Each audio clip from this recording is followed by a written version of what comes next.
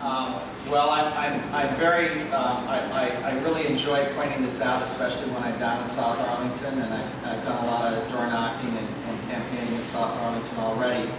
When I moved to this county in 1981, my first home was at 2121 Columbia Pike.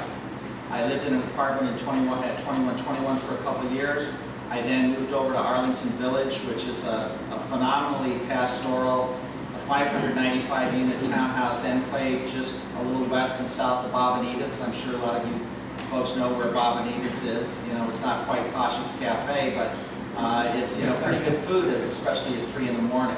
And in Arlington Village, I was involved in the board of directors of the Arlington Village Condo Association, became president of the condo.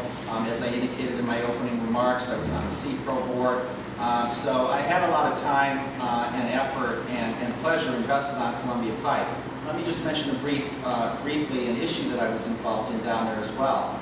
I helped stop a McDonald's drive-through on Columbia Pike and South Cleveland Street, and that gives you an indication of some of my kind of grassroots community activism along Columbia Pike and in South Arlington. So I went to Drew Elementary School as a child, and I lived in Fairlington as a young adult.